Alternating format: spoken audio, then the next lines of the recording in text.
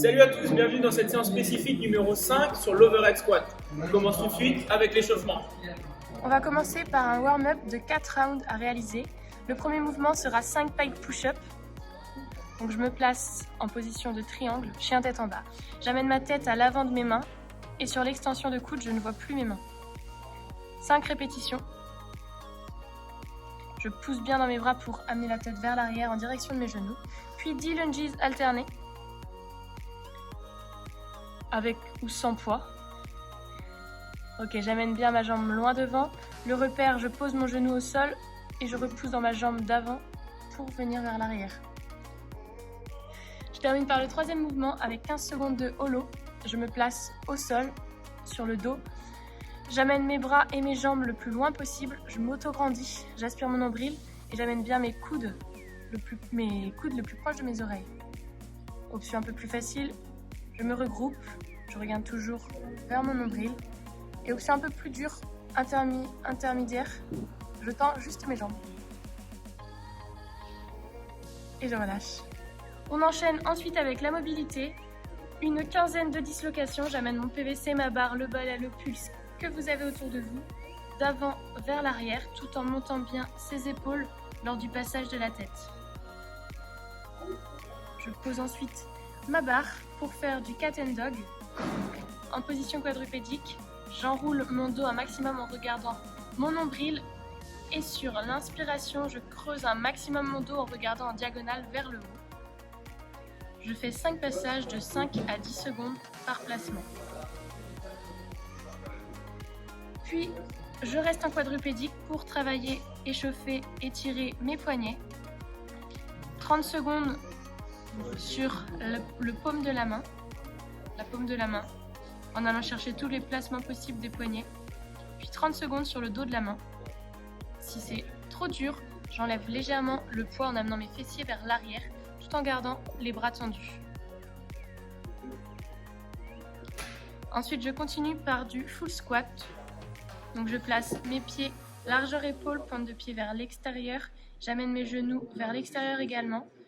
Mon bassin entre mes deux jambes. Et j'essaie de garder cette position pendant 1 minute. En amenant les genoux bien vers l'extérieur. Donc je place mes mains largeur épaule. J'amène mes fessiers vers l'arrière et ma tête à l'intérieur de mes deux bras. Je tiens 5 secondes cette position. Je peux changer la largeur de mes mains à chaque fois que je remonte. Je fais 10 passages. On enchaîne ensuite par un skill EMOM de 10 minutes où on va travailler la qualité sur la descente comme sur la montée. Donc pour les options A, on va partir avec un bâton ou un balai sur 3 secondes de descente en amenant bien les fessiers vers l'arrière, en aspirant le nombril et je remonte en 3 secondes. Il n'y a pas de pause en bas, c'est vraiment la descente et la montée. Comme la semaine dernière, on a vraiment travaillé la pause du bas. Pour l'option B, je vais faire la même chose, barre à vide. Donc j'amène toujours bien mes fessiers vers l'arrière et j'essaye de pousser la barre vers le haut pour toutes les options. Et enfin pour l'option C, je commence la première minute, donc les minutes impaires avec le bras droit. Je descends en 3 secondes et je remonte en 3 secondes en poussant dans mes talons pour amener ma charge le plus haut possible vers le plafond. Minute impaire le bras droit, minute paire le bras gauche, 5 passages par bras. On enchaîne par un fort time de 18 minutes. Le premier mouvement sera le nose to wall. Donc je pousse dans mes bras pour monter en handstand en essayant d'amener le nez contre le mur.